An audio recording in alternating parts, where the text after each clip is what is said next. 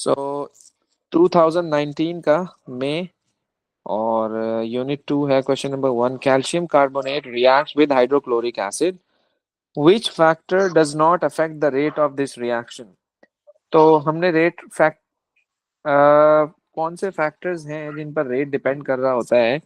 तो आपको एक रिएक्शन दिया हुआ इन्होंने, अगर आप कंसंट्रेशन चेंज करते हो इसकी तो ऑब्वियस सी बात है रेट ऑफ रिएक्शन चेंज होगा।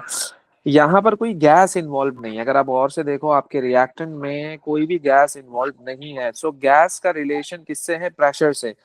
तो प्रेशर अगर आप चेंज करोगे तो इस पे कोई इफेक्ट नहीं आएगा। प्रेशर का ताल्लुक है किससे? कि अगर आपके रिएक्टेंट में कोई गैसियस प्रोडक्ट है या नहीं है, रिएक्टेंट है या नहीं है। तो इसमें कोई भी नहीं है, तो इसलिए प्रेशर इस रिएक्शन के रेट पे कोई इफेक्ट नहीं डालेगा। आप ऊपर करो, नीचे करो, बढ़ाओ, कम करो, कोई इफेक्ट नहीं आएगा। क्वेश्चन 2 में कह रहा है, हाँ भाई बोलो। सर सरफेस एरिया कैसे? सरफेस एरिया, लेकिन सरफेस एरिया तो डिपेंड करेगा ना, सॉलिड इन्वॉल्व है ना। तुमने तुमने उसको पाउडर में कन्वर्ट कर दिया, फिर पाउडर में तो रेट इंक्रीज हो जाएगा। अगर तुम लंप ऑफ डालोगे कैल्शियम कार्बोनेट का, यानी कि लार्ज क्रिस्टल डालोगे, तो ऑब्वियस सी बात है उसका सरफेस एरिया कम होगा, तो वो रेट ऑफ रिएक्शन तुम्हारा स्लो होगा। तो इसका क्या मतलब है कि सरफेस एरिया पे ये डिपेंड कर रहा है। उस क्वेश्चन में क्या पूछा है कि which factor does not affect the rate of this reaction, मैं बोलूंगा प्रेशर। क्या कहते हो? क्योंकि इस रिएक्शन में गैस नहीं है, तो तभी प्रेशर के चेंज करने से कोई भी फर्क नहीं पड़ेगा। हाँ, अगर तुम देखो कि तुम्हारे किसी रिएक्शन में गैस है, तो फिर प्रेशर को चेंज करने से तुम्हारा रेट ऑफ रिएक्शन जो है वो चेंज होगा। लेकिन अभी फिलहाल अब अगर आप अपने रिएक्टेंट साइड पर नजर दौड़ाओ तो एक सॉलिड है और एक एक्वियस है, तो इसलिए प्रेशर से कोई भी चेंज नहीं आएगा। ऐसे ही है, ऐसे ही है। फिर कह रहा है the rate yes of a sir. Reaction doubles for each 10K increase in temperature. अच्छा, ये एक थंब लॉ है, मतलब ये कोई पर्टिकुलरली ऐसा नहीं है कि हाँ भाई 100%, थंब है कि ऐसा ही देखा गया, ऑब्जर्व किया गया है कि अगर आप टेम्परेचर को डबल करते हो, तो यानी कि टेम्परेचर 10 डिग्री सेल्सियस इंक्रीज करते हो तो रेट ऑफ रिएक्शन डबल हो जाता है। If the temperature of this reaction is increased from 298 Kelvin to 358 Kelvin. So the rate of the reaction increased by a factor of क्या 6, 12, 36 या 64। पहले तो ये देखो कि कितना चेंज आया है तुम्हारे टेम्परेचर में। क्या कहते हो, कितना चेंज आया है? हाँ जी, कितना चेंज आया है? 60। क्या? 6। 6? No 60 kelvin. 60 केल्विन का चेंज आया है ना, इतना चेंज आया है। तो वो कह रहा है if the temperature of this reaction is increase by 60K, so the rate of reaction increases by a factor of what. तो ये आपने आपको उसने पहले आइडिया दिया है ऊपर, अगर आप गौर से देखो उसने आपको आइडिया दिया है पहले ऊपर कि यार जब हम 10K का इंक्रीज कर रहे हैं तो रेट ऑफ रिएक्शन आपका डबल हो रहा है। रेट ऑफ रिएक्शन आपका डबल हो रहा है। बात समझ रहे हो? जब हम ईच 10K इंक्रीज कर रहे हैं टेम्परेचर में, तो वो कह रहा है अगर हम टेम्परेचर में कितना इंक्रीज करें 60K, तो फिर रेट ऑफ रिएक्शन आपका क्या हो जाएगा? क्या कहते हो? 6। 6? क्या मतलब भाई, 10K से डबल हो रहा है, 10K से डबल हो रहा है वो। क्या कहती है ईमान? 12। देखो 6 तो नहीं हो सकता ना यार, 6 नहीं हो सकता। इसका मतलब ये लीनियर रिलेशन है, बात को समझिएगा जरा। मैं एक यहाँ पे लिखता हूँ एक्सप्रेशन, जरा देखिएगा। Rate is directly proportional to the reactant raise to the power 1। कि अगर आप रेट को डबल करोगे, अगर आप कंसंट्रेशन को डबल करोगे, this is C, C for concentration. कि अगर आप कंसंट्रेशन को डबल करते हो तो रेट भी डबल होता है, कंसंट्रेशन को 4 टाइम्स करते हो तो रेट भी 4 टाइम्स होता है। अगर मैं इसकी पावर लगा दूं 2, देखो ए तो बिल्कुल ही गलत है क्योंकि ये लीनियर रिलेशन को शो कर रहा है। लेकिन अगर मैं पावर 2 लगा दूं, अगर मैं पावर 2 लगा दूं, तो 2 के लगाने से अगर मैंने कंसंट्रेशन को डबल किया तो रेट क्या हो जाएगा? 4 टाइम्स इंक्रीज हो जाएगा। क्या हो जाएगा? 4 टाइम्स इंक्रीज हो जाएगा। इसी तरह से अगर तुम कंसंट्रेशन को इंक्रीज करोगे 3 टाइम्स, तो रेट कितने टाइम इंक्रीज होगा? 3 3 9 टाइम्स, ऐसे ही है ना? 3 3 9 टाइम्स। तो ए तो बिल्कुल ही गलत हो गया। अब आ जाओ तुम, अब आ जाओ तुम किस पर? 12 को जरा देख लो, 12 को जरा तुम देख लो कि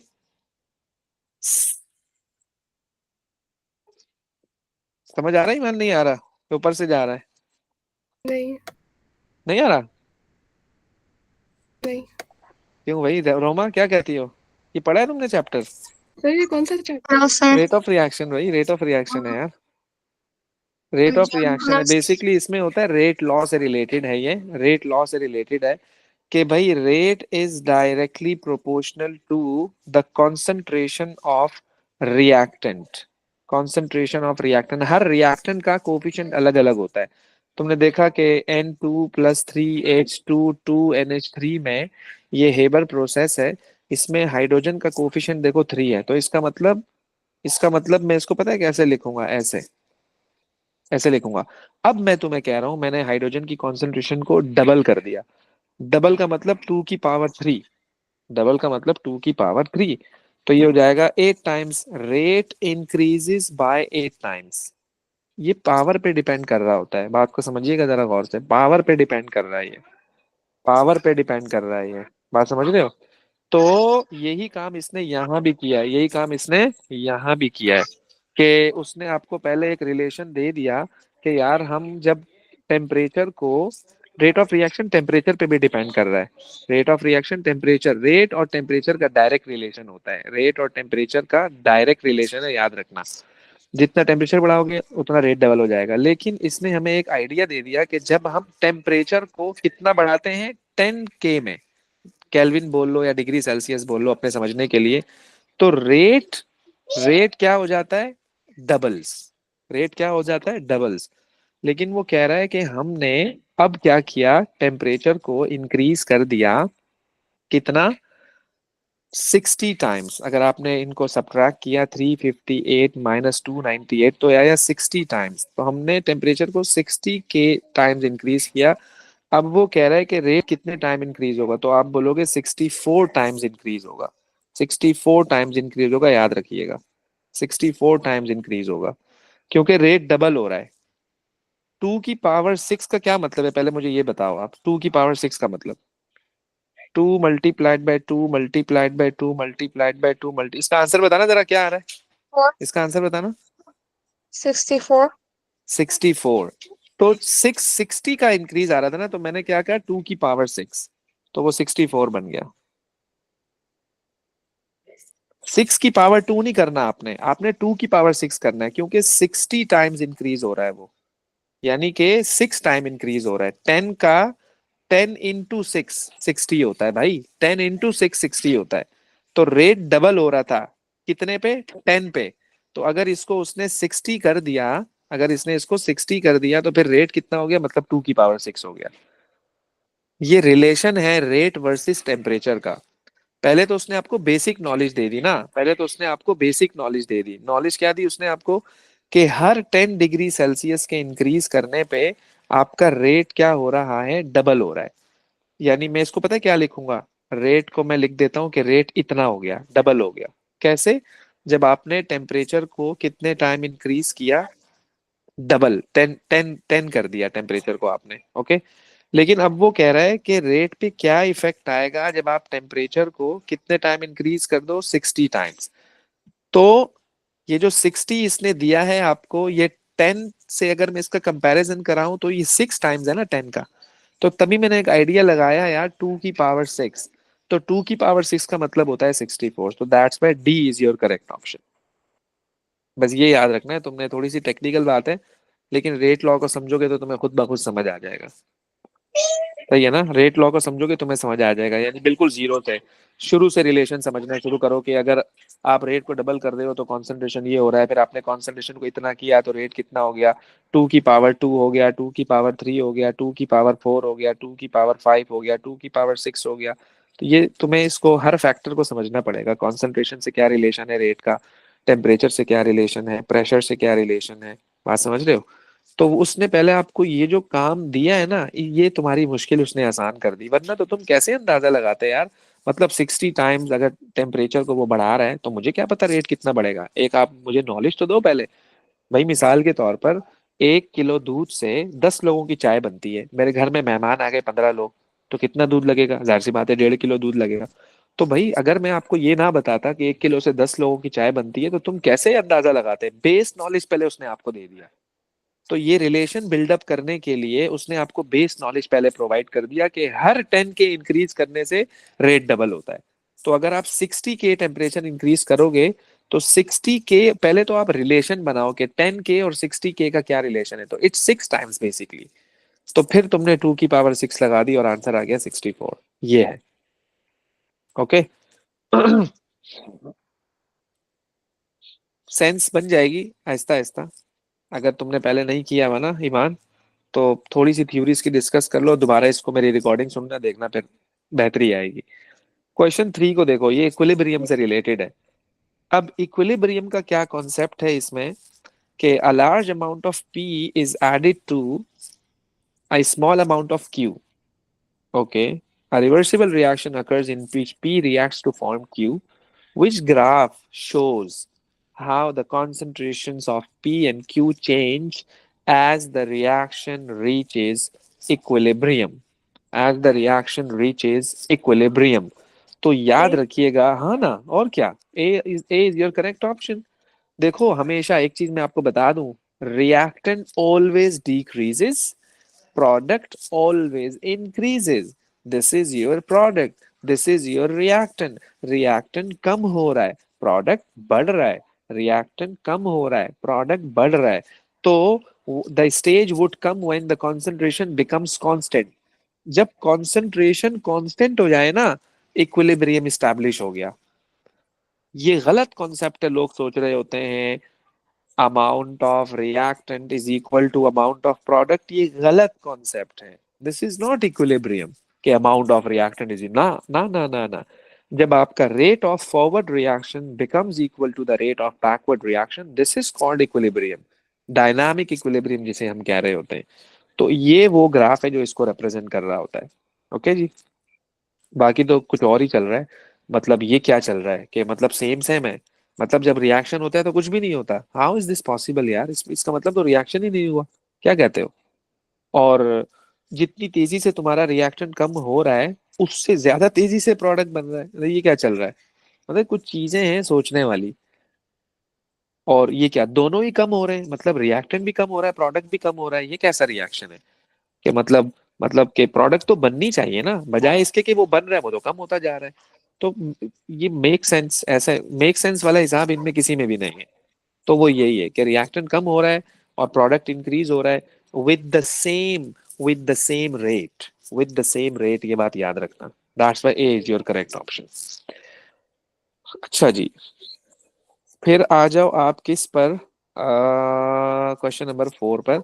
Which equilibrium shifts to the right hand side when the pressure in the system decrease at constant temperature? ये तो बहुत आसान है। ये तो इंतहाई आसान क्वेश्चन है। B. बी? Yes. क्यों? Why B? ज्यादा मोल्स है राइट साइड पे। तो रिएक्टेंट में भी 2 मोल है यार। ये तो ऐसा सर ऑप्शन डी। बता। D for D D. Doctor. Oh, okay. हाँ जी, ऐसा ही है। ऐसे ही है कि आपके डी में this is 3 moles of product and this is your 2 moles of product. Okay. Reactant के मोल कम है, प्रोडक्ट के मोल ज्यादा है। Which equilibrium shifts to the right hand side when the pressure in the system decrease? देखो आप ये सोच लो कि प्रेशर इंक्रीज होने से वो बैकवर्ड हो जाता। हमेशा always the things move from higher to lower.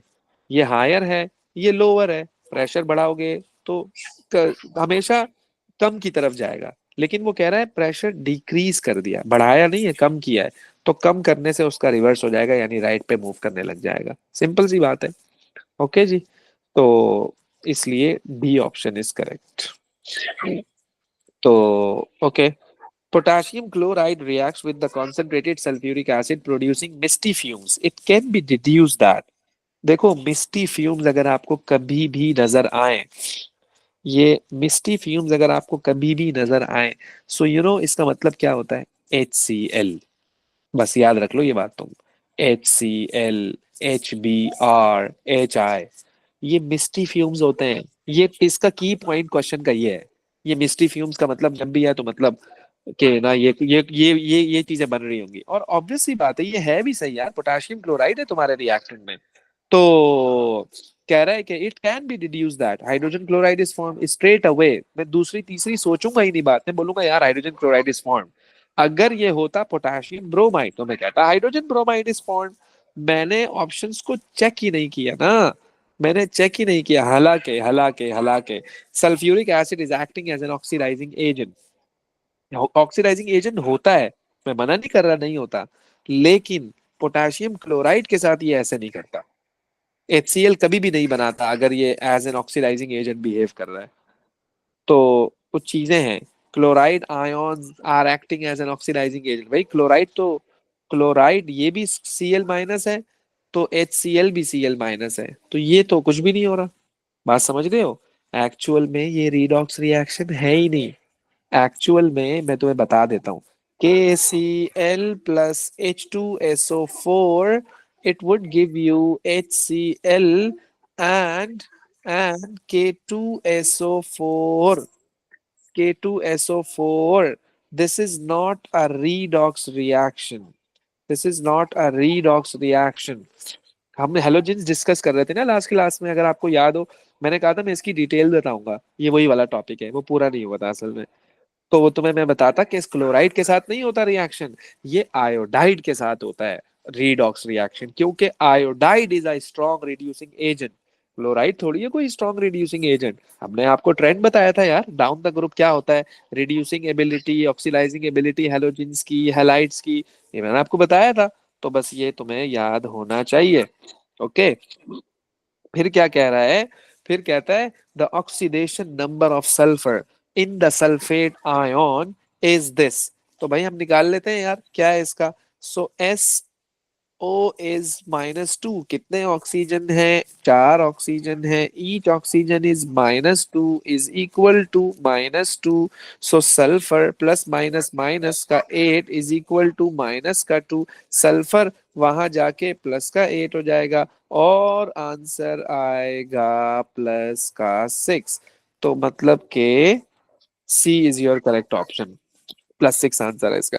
इस तरह से आप ऑक्सीडेशन नंबर बड़ी आसानी से निकाल लेते हो, कोई मसला नहीं होता है। Which of these is a, ओ भाई गुड क्वेश्चन। ये तुम, मैं दे रहा हूँ टाइम, पहचानो, फिर मैं बताता हूँ कि कैसे पता लगेगा कि कौन डिस्प्रोपोर्शनेशन है और कौन नहीं है। और बहुत आसान है, मतलब बिल्कुल बेबी क्वेश्चन है ये तो आसानी से हो जाना चाहिए बेटा।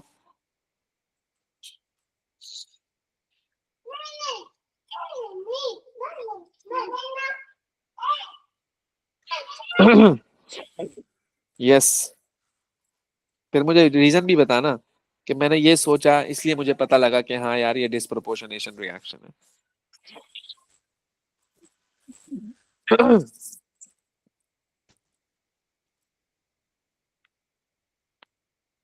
B. Sir. P for ball or D for doctor? Ball, sir. क्यों? वजह? Because bromine, it's it gains and loses electrons. Basically इसमें yes, B is your correct option, but bromine is 0. The bromine is -1 in sodium bromide, and bromine is plus ka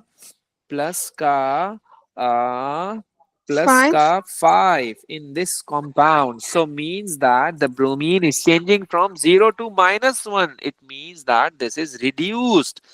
और जब ये 0 से +5 में जा रहा है, means that this is oxidized. तो हमने आपको डिस्प्रोपोर्शनेशन की डेफिनेशन बताई थी, the reaction in which the same species is oxidized and reduced. So that reaction is called disproportionation reaction. अब आप मुझसे बोलो सर ए क्यों गलत है? मैं बोलूंगा मेरे भाई ए तो रीडॉक्स है ही नहीं, ए तो रीडॉक्स है ही नहीं। आप बोलोगे हमें कैसे पता लगेगा?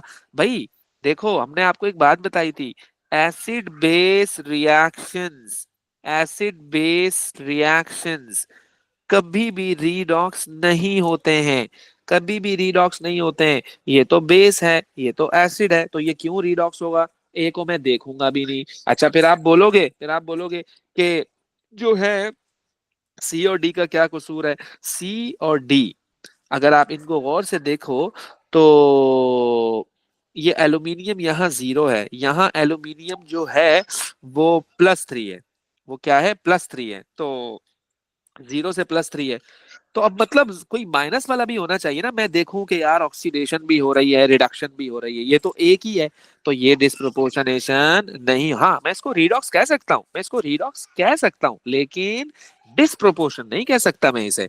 और इसी तरह से डी को अगर आप देखो तो बेटा ये भी एसिड बेस रिएक्शन है।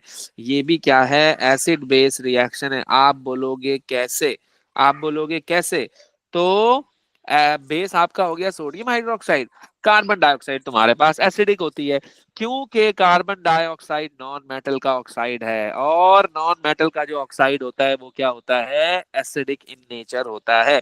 एसिड बेस रिएक्शन तो कभी भी रिडॉक्स रिएक्शन नहीं होते हैं। तो इसलिए आपका बी ऑप्शन जो है ना वो करेक्ट है। और हेलोजेंस का ये बड़ा फेमस रिएक्शन है, हेलोजेंस का ये बड़ा फेमस रिएक्शन है, ये हम याद करवाते हैं ना सिर्फ ब्रोमीन के साथ बल्कि क्लोरीन के साथ भी। आप लोग याद करोगे इसको कि हाँ यार ये होते हैं, दो रिएक्शंस होते हैं, एक कोल्ड के साथ एक हॉट के साथ। बताऊंगा मैं आपको इसकी इसमें, एक कोल्ड के साथ एक हॉट के साथ। तो ये आपको मेमोराइज करना है।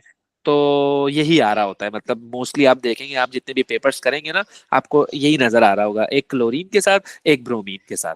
तो ये होते हैं डिस्प्रोपोर्शनेशन रिएक्शन। वैसे भी अगर कोई अननोन आ भी जाए ना तो सबसे बेहतरीन तरीका क्या है, आप उसका ऑक्सीडेशन नंबर कैलकुलेट कर लो, तो आपको पता लग जाएगा कि यार इसमें क्या चल रहा है। बड़ा सिंपल सा आसान सा कॉन्सेप्ट है। अच्छा जी, क्वेश्चन 8 में कहता है which of these sulphates is the least soluble in water.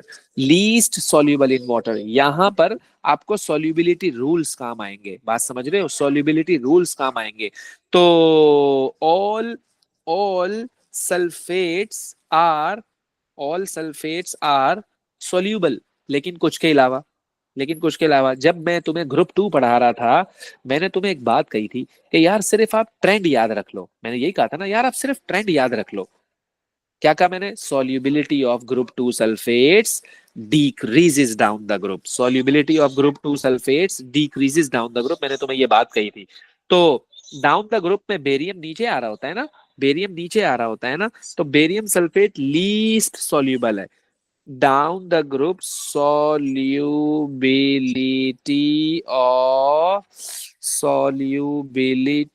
of sulfates decreases down the down the group 2। Okay, और ये ग्रुप 1 के सल्फेट्स हैं, ग्रुप 1 के सल्फेट्स आर सॉल्यूबल। याद रखिएगा हमारे पास एक रूल होता है सॉल्युबिलिटी रूल, जिसमें हम कह रहे होते हैं all group 1 salts are soluble. क्या कहते हैं उसमें हम, all group 1 salts are soluble. मैं इसको मेंशन कर रहा हूँ, ये बड़ा इंपॉर्टेंट है। All all group 1 salts are soluble, all group 1 salts are soluble. अब ग्रुप 1 में तुम सोडियम सल्फेट देख लो, सोडियम कार्बोनेट देख लो, सोडियम नाइट्रेट देख लो, सोडियम हाइड्रोक्साइड देख लो, सोडियम फॉस्फेट देख लो, कुछ भी देख लो सोडियम का, सोडियम मैग्नेट देख लो, कुछ भी देख लो वो सॉल्यूबल होगा ग्रुप 1 का कोई भी सॉल्ट। तो इसलिए मैंने ना इसको देखा ना इसको देखा, वो तो लीस्ट सॉल्यूबल की बात कर रहा है। वैसे तो कैल्शियम सल्फेट भी इनसॉल्यूबल है, लेकिन ज्यादा लीस्ट सॉल्यूबल कौन है, ज्यादा लीस्ट सॉल्यूबल कौन है, मैं कहूंगा यार जो है ना वो आपका बेरियम सल्फेट है। क्योंकि down the group the solubility of the group 2 sulphate is going to decrease. Okay, तो ये इसमें हमारा जो है ना कॉन्सेप्ट है। कहाँ चला गया, अच्छा फिर आओ आगे आप। ओके, यही था मेरे ख्याल में, हाँ यही है। ओके, अच्छा फिर आते हैं नेक्स्ट क्वेश्चन पर। क्वेश्चन 9 पर क्या कहता है, use the data shown what is the standard enthalpy change of formation of methane in kilojoules per mole. Energetics का क्वेश्चन है ये। तो standard enthalpy change of formation, देखो आप पहले इक्वेशन तो बनाओ, पहले आप इक्वेशन तो बनाओ इंथैल्पी चेंज ऑफ फॉर्मेशन की। क्या डेफिनेशन थी फॉर्मेशन की, मैंने क्या बताया था आपको, when 1 mole of a compound is formed, क्या बताया था मैंने? When 1 mole of a compound is formed from its elements, when 1 mole of a compound is formed from its elements in their standard states, under standard condition, under standard condition, मैं बनाने जा रहा हूँ CH4, जरा देखिएगा कि जब भी मैं CH4 बनाऊंगा, so when 1 mole of a compound is formed from its elements in their standard state under standard condition, balance करूंगा, यहाँ 2 लिख दूंगा। ओके, ये आपकी इक्वेशन है, किसकी? इसकी। ओके, अच्छा, फिर इन्होंने आपको कुछ वैल्यूज दी है, देखिए ना जरा, इन्होंने आपको कुछ वैल्यूज दी हैं और वो क्या कह रहा है कि आप यार इसकी इंथैल्पी चेंज को आप कैलकुलेट कर लो, किसकी? CH4 की। तो कैसे करें इस क्वेश्चन को, क्या कहते हो? यस, एनर्जेटिक्स वाले भाई बोल रहे हैं पहले से, कैसे करें इस क्वेश्चन को, क्या कहते हो? इसका एक और भी मेथड है वैसे, मैं वो भी आपको बताता हूँ। ईमान बात करी थी कुछ दिनों पहले उसकी कि हमें कॉलेज में इस तरह से करवाया गया है, वो भी मेक सेंस, मैं आपको बताता हूँ। पहले आप देखो, फिर मैं आपको बताता हूँ। यस, सर फटाफट, क्या कहती हो? वो मुश्किल है। मुश्किल है वो? मुश्किल नहीं है, सही है, बस मुश्किल नहीं है, आसान है। हाँ भाई, ये क्या कहते हो, इसमें क्या समझ आता है आपको? गौर से देखो जरा, वर्किंग करो ना जरा, इसका साइकिल बनाओ, कुछ तो करो, कुछ करोगे तो समझ आएगा भाई, ना नहीं समझ आएगा।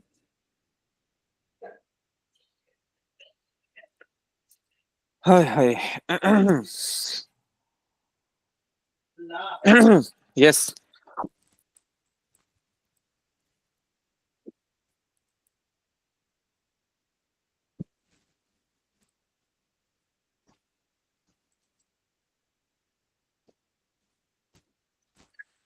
चलो मैं बताता हूँ। आप एक काम करो कि देखो, आपको ना ये इक्वेशन बनानी है, गौर से सुनिएगा जरा मेरी बात, आपको ये इक्वेशन बनानी है, सेट हो गया? ये इक्वेशन आपको बनानी है। अच्छा, अगर मैं इन दोनों इक्वेशंस को ऐड कर दूं तो कार्बन भी आ जाएगा, लेकिन F4F हो जाएगा, लेकिन मेरी इस इक्वेशन में F2 नहीं है, नहीं है। क्या करूं सर फिर मैं? सर मैं क्या करूं फिर? यार आप इन दोनों इक्वेशंस को सब्ट्रैक्ट करा दो। देखो जरा, सब्ट्रैक्ट करवाने से आपकी दाल गल रही है नहीं गल रही है, जरा देखिएगा। इस इक्वेशन को मैं जरा थोड़ा सा साइड पे कर रहा हूँ, जरा देखिएगा, गौर से सुनना जरा मेरी बात। मैं इसको सब्ट्रैक्ट करा रहा हूँ, जिसके साथ प्लस है वो माइनस, जिसके साथ माइनस है वो प्लस। ओके हो गया? तो अब होता यह है इसमें, या आप एक काम और भी कर सकते हो, आप एक काम करो कि जो है ना, आपको CH4 चाहिए किस साइड पर? आप बोलोगे सर मुझे राइट हैंड साइड पर चाहिए। आपको इक्वेशन में किस साइड पे दिया हुआ है? आप बोलोगे लेफ्ट हैंड साइड पर। तो मैं पता है क्या बोल रहा हूँ, मैं कह रहा हूँ यार तुम इस इक्वेशन को फ्लिप कर दो। क्या कर दो? इस इक्वेशन को फ्लिप कर दो। फ्लिप करने का फायदा पता है क्या होगा? तुम्हारा प्रोडक्ट रिएक्टेंट बन जाएगा, और तुम्हारा रिएक्टेंट प्रोडक्ट बन जाएगा। गौर से सुनना जरा, टेंशन नहीं लेनी। सबसे पहले तो तुम्हें टेंशन नहीं लेनी। जब तुम फ्लिप करोगे तो इसकी वैल्यू भी फ्लिप हो जाएगी, पॉजिटिव से नेगेटिव हो जाएगी। ओके, मैं दूसरी इक्वेशन को नहीं छेड़ रहा, अब देखो, बेहतरीन हो गया काम, एकदम VIP काम हो गया। कैसा? मैं अब इन दोनों को ऐड कर रहा हूँ, फ्लोरीन से फ्लोरीन कैंसिल, ये से ये कैंसिल। ओके हो गया। क्या बचा? सी बचा, ये रहा सी, और क्या बचा? 2H2, और क्या बचा? अरे भाई, ये तो ये इक्वेशन आ गई, हाँ ना? और क्या, इसकी वैल्यू क्या थी दूसरी इक्वेशन की? ये तो मैंने कॉपी पेस्ट की नहीं, ये तो मैं भूल गया। अब आप इसको सॉल्व कर लो, क्या आंसर आएगा? इसको जरा आंसर बताना मुझे, कैलकुलेट करना। +858 -933 करना जरा, क्या आंसर आ रहा है? -75। B is your correct option. ये है वो मैथड। तो अब यहाँ पर फ्रीक्वेंटली आस्क्ड क्वेश्चन क्या होता है? आपको कैसे पता लगा फ्लिप करना है? क्यों, क्या मैं अंधा हूँ? CH4 मुझे नजर नहीं आ रहा कि मुझे यहाँ चाहिए CH4? तो तुम्हें नहीं नजर आ रहा कि CH4 लेफ्ट हैंड साइड पर है? खुद बन जाएगा माइंड, खुद सेट हो जाओगे। एक क्वेश्चन से थोड़ी होता है, प्रैक्टिस मेक्स मैन परफेक्ट। ऐसे थोड़ी कि एक से तुम बोलो कि मैं तो चैंपियन हूँ भाई, मेरे से तो बड़ा कोई है ही नहीं। एक से नहीं होगा, दो तीन करोगे खुद ब खुद माइंड सेट हो जाएगा। This is one of the method. मतलब ये भी है मेरे ख्याल में। क्या कहती है ईमान, क्या ये बहुत मुश्किल है ईमान? नहीं नहीं। सही है यार, ऐसे ही लोग पता नहीं क्या घुमा फिरा के, नहीं सीधा सीधा स्ट्रेट अवे मेथड है, कोई मसला नहीं है इसमें। अपनी फाइनल इक्वेशन देख लेना। हाँ हाँ हाँ हाँ, जिस बच्चे को ये नहीं पता ना, तो वो गुम सुम हो जाएगा इसमें, वो गुम हो जाएगा इसमें, गुम हो जाएगा, वो नहीं कर पाएगा, फिर मसला हो जाएगा उसके लिए। तो ये चीज आपको लाजमी पता होनी चाहिए। डेटा उसने आपको प्रोवाइड किया है, और बाकी उसने आपसे फॉर्मेशन ऑफ मीथेन मांगा है, तो इस तरह से कर सकते हो आप। चलो जी, ये बताइएगा जरा। तो सर बोलो, कर सकते हैं क्या कह रही साइकिल हो? बना के, हम हेसल साइकिल बना के कैसे कर सकते हैं? इसमें जो हैश साइकिल बनेगा ना तुम्हारा, वो हैश साइकिल वाला ये डिफिकल्ट हो जाएगा क्वेश्चन। क्यों? कि देखो इसमें ये ना फॉर्मेशन है ना कंबशन है, ये इंथैल्पी चेंज ऑफ रिएक्शन है। साइकिल इसमें तुम्हें बहुत कॉम्प्लिकेटेड पड़ जाएगा, तभी तो मैं इस मेथड पे आ गया डायरेक्ट, वरना मैं तुम्हें साइकिल से नहीं करवा सकता क्या। अपने क्या? आप को मोल्ड करो क्वेश्चन को देखकर, जिसमें तुम्हें कम से कम टाइम लगे। सिंपल सी बात है, अपना पेपर जल्दी जल्दी करो बस, कोई भी मेथड हो तुम्हारा। MCQ में तुम्हें सबसे बड़ा फायदा ये होगा। ये देखो जरा, ये तो कर लोगे मेरे ख्याल में, इसमें तो मुझे बिल्कुल भी बताने की जरूरत नहीं है।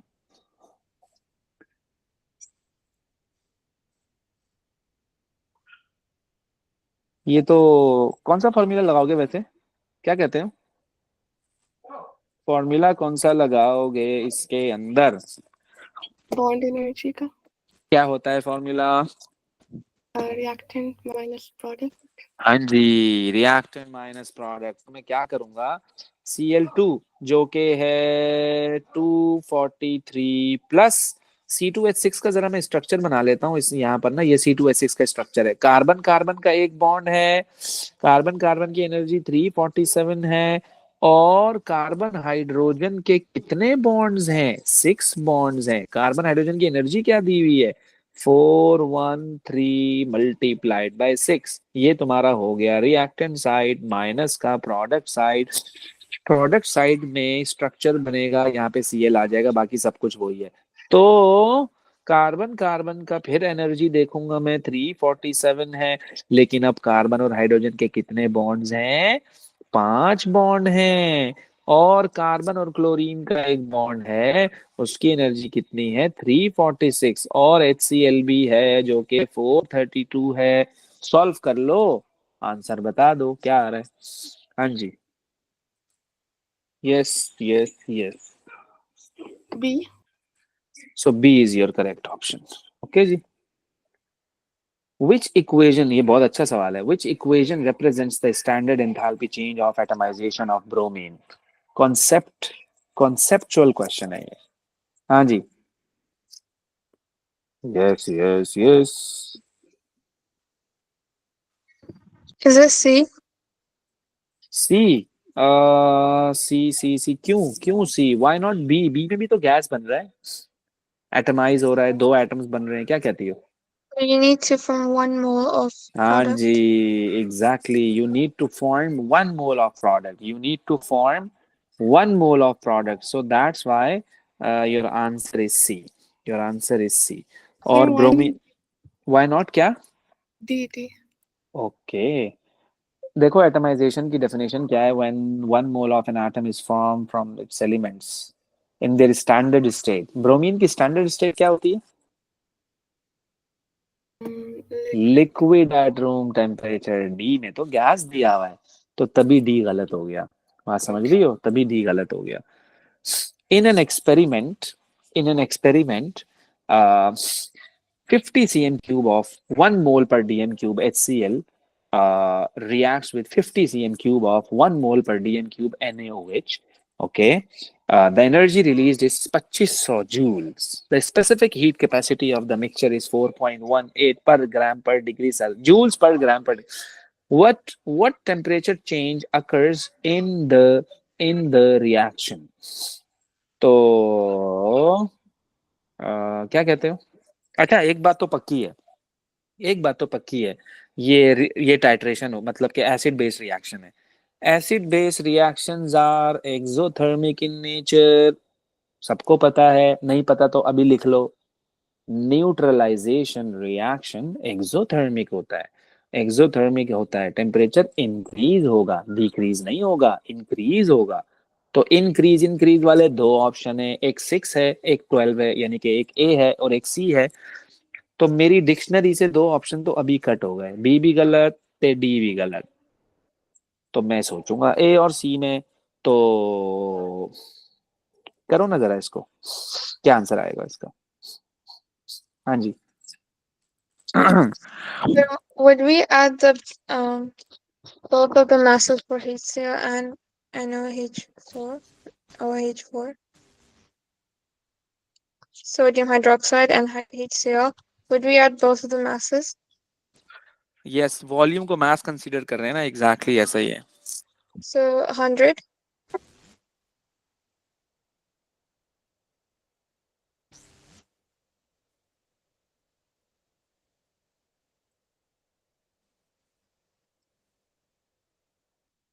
Would it be A?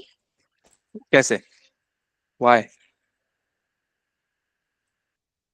Because 100 times 4.18 equals 418, and then you divide it by 2500 joules. So basically, you use this formula, that is delta Q is equal to mc delta T. We have to find out the temperature change. Since the value is given 2500, mass is 100, times C is your 4.18 times this is you have to calculate, और I know that this is the volume, लेकिन मैंने आपको energetics में ये बात बताई थी कि volume is considered as mass. So 50 plus 50 is equal to 100 centimeter cube. But since we know the density, that is equal to mass over volume, since the density of water is 1, so 1 is equal to mass over volume. So volume would be equal to mass. So that's why I can also say that this is 100 grams. 100 grams. Okay. तो जब आप delta T यहाँ से find out करोगे तो क्या कहती हो कि 6 आ रहा है। तो that's a is your correct option. Okay okay, आगे चलो। विच of these species is not a nucleophile? Nucleophile is nucleus loving. Nucleophile is nucleus loving. Nucleus पे कौन सा चार्ज होता है? Positive charge. भाई जो पॉजिटिव चार्ज को लव कर रहा है, ऑपोजिट होना चाहिए ना उसको, उसके खुद के ऊपर नेगेटिव चार्ज होना चाहिए। तो इसका मतलब ये हो ही नहीं सकता न्यूक्लियोफाइल। क्यों? पॉजिटिव पॉजिटिव को कैसे अट्रैक्ट करेगा? मतलब क्या चल रहा है भाई? पॉजिटिव पॉजिटिव को कभी भी अट्रैक्ट नहीं करेगा। तो ये है न्यूक्लियस लविंग। मतलब के बोले तो nucleophile is having is represented by Nu minus. It's always having a negative charge.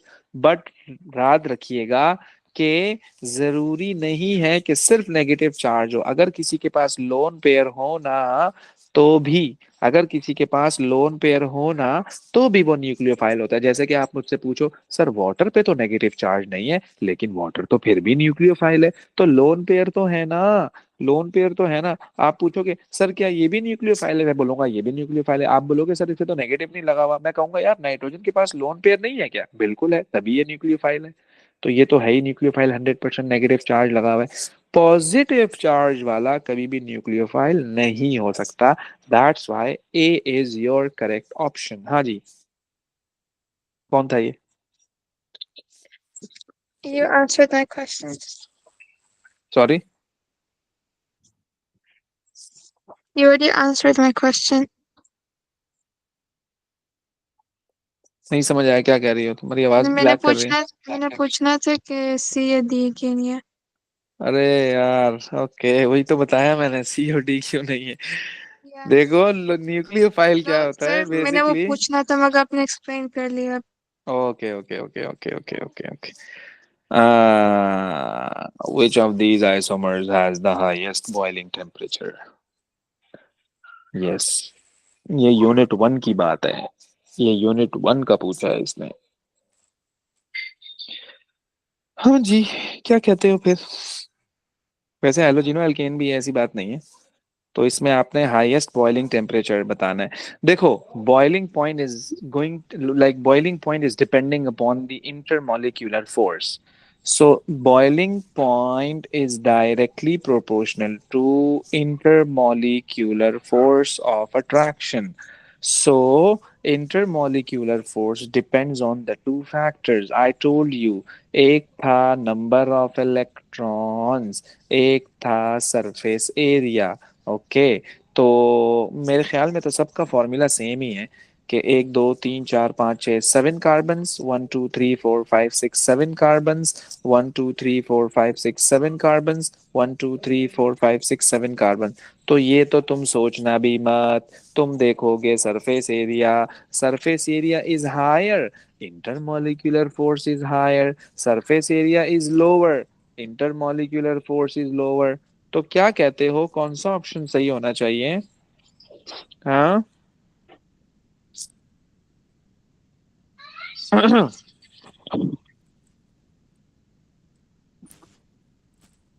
बड़ा घुमा फिरा के दिया यार इन्होंने, गुड, नाइस। और इधर कैसे पता चलेगा किसका सरफेस एरिया ज्यादा है? जो ज्यादा जगह ऑक्यूपाई कर रहा है, ये लेट सपोज इसका एरिया कम है, only 2 centimetre cube, let suppose, centimetre square sorry. और ये है आपका, अल्लाह भला करे, 4 सेंटीमीटर स्क्वायर। और ये है आपका 5 सेंटीमीटर स्क्वायर। ये है आपका 8 सेंटीमीटर स्क्वायर। तो ये ज्यादा सरफेस एरिया ऑक्यूपाई कर रहा है, ये ज्यादा सरफेस एरिया ऑक्यूपाई कर रहा है। किसी को कोई एतराज है मेरी इस बात से या नहीं? तो एक, एक कैसे बात है? हाँ, मैं यही देखना चाह रहा था कि कौन बोलता है। देखो, इन्होंने ना इन्होंने ना इसको ना यूं बना के दिया है, हालांकि तुम्हें अच्छी तरह से पता है कि ये एक्चुअल स्ट्रक्चर यूं बना हुआ है। 1 2 3 4 5 6 7, 1 2 3 4 5 6 7, फिर यहाँ पर क्लोरीन लगा हुआ है। तो यार ये सबसे नो ब्रांच, यार no branch, it has no branch, कोई ब्रांच नहीं है इसमें। स्ट्रेट चेन है, सबसे बड़ी चेन है ये, लॉन्गेस्ट चेन है ये, हाईएस्ट सरफेस एरिया ऑक्यूपाई कर रहा है। That's why highest boiling temperature होगा इसका। यस और नो? इसमें ब्रांच है, ब्रांच है, ये वाला एरिया कम हो गया, 2 ब्रांच हैं और छोटी चेन हो गई, 3 ब्रांच हैं और छोटी चेन हो गई। No branch, higher surface area, high boiling point. क्या कहती हो ईमान, ऐसे ही है? मरियम समझ आ रही है मेरी बात? जी। मरियम जाग रही हो? या अच्छा जी, ओके। मैं समझा बेटा अभी भी गम में मुब्तला हो तुम। अच्छा जी, आगे आओ जरा। ये 15 देखो जरा, ये तो फ्लेम टेस्ट है और सिल्वर नाइट्रेट है। ये एक्चुअल में ना हैलाइड का टेस्ट है ये, chloride, bromide and iodide, chloride, bromide and iodide. याद रखना कि सिल्वर नाइट्रेट जब आप डालोगे, white PPT, chloride is confirm, green PPT, bromide is confirm, yellow PPT, iodide is confirm. कह रहा है क्रीम पीपीटी। तो मेरे कान खड़े हो गए, मैं बोलूंगा यार ये और ये सही हो सकता है, लेकिन क्या डिसाइड करूं, स्ट्रोंटियम या फिर बेरियम? तो फिर क्या आएगा, colour colour colour colour colour. तो रेड कलर जब भी आएगा तो इसका मतलब वो स्ट्रॉन्टियम। स्ट्रोंशियम, हाँ एग्जैक्टली, बैरियम का तो एप्पल ग्रीन कलर होता है, तो ये स्ट्रोंशियम का कलर है। फ्लेम टेस्ट, फ्लेम टेस्ट याद हो ना आपको कि किस फ्लेम का, किस मेटल का फ्लेम टेस्ट क्या होता है। येलो भी होता है, ब्राइट वाइट होता है, मतलब क्रिम्सन रेड होता है। तो ये flame test basically 2 in 1 question है। इसने आपके कैट आयन को भी टेस्ट किया है, इसने आपके एन आयन को भी टेस्ट किया है। That's why C option is correct. What causes the flame colour to be red?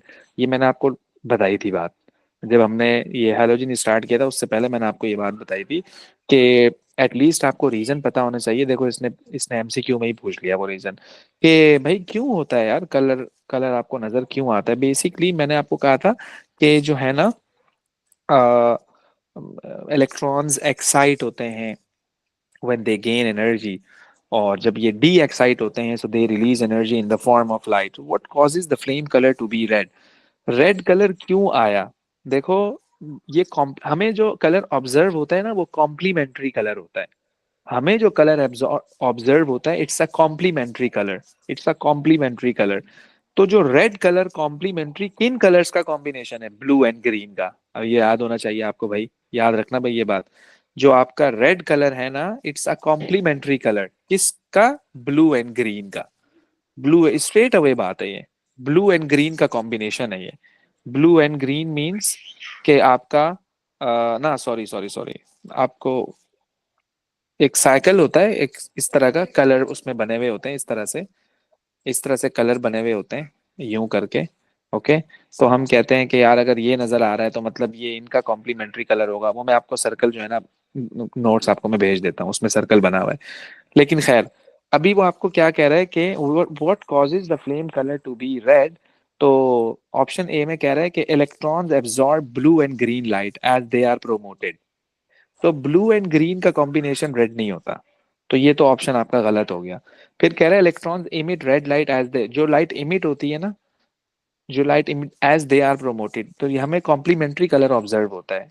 Red light जो इमिट हो रहा है वो ऑब्जर्व कभी भी नहीं होता, याद रखना, ये भी ऑप्शन गलत हो गया। Blue and green light is absorb as electrons return to the lower energy level. सही है, ब्लू एंड ग्रीन का भी कॉम्बिनेशन ये नहीं होता, ये इन्होंने गलत लिख के दिया हुआ है। Red light is emitted as electrons return to the lower energy level. जब हायर स्टेट से लोअर स्टेट पे इलेक्ट्रॉन आ रहा होता है, जब हायर से लोअर पे इलेक्ट्रॉन आ रहा होता है तो अपने अंदर से जो एनर्जी रिलीज करेगा ना, तो वो energy in the form of light, तो हमें रेड कलर ऑब्जर्व हुआ है। वैसे इन्होंने जी ये कॉम्बिनेशन दिए हैं ये गलत है, लेकिन ये भी होते हैं कॉम्बिनेशंस। हम कॉन्सेप्चुअल बात है ये कि जब भी आप फ्लेम टेस्ट करोगे तो आपको कॉम्प्लीमेंट्री कलर जो है ना ऑब्जर्व होता है, कॉम्प्लीमेंट्री कलर ऑब्जर्व होता है। मिसाल के तौर पे आपने एक कपड़ा देखा जिसका ग्रीन कलर है, तो वो ग्रीन कलर आपको नजर आ रहा है, बाकी सब कलर एब्जॉर्ब हो गए, बाकी सब एब्जॉर्ब हो गए, आपको ग्रीन नजर आ रहा है, मतलब इसको कहते हैं कॉम्प्लीमेंट्री कलर। इसको इंशाल्लाह मैं नेक्स्ट क्लास में जो है वो फिर एक्सप्लेन करूंगा कि फर्दर डिटेल इसकी कॉम्प्लीमेंट्री कलर की क्या होती है। ओके, अच्छा फिर क्या कहता है वो?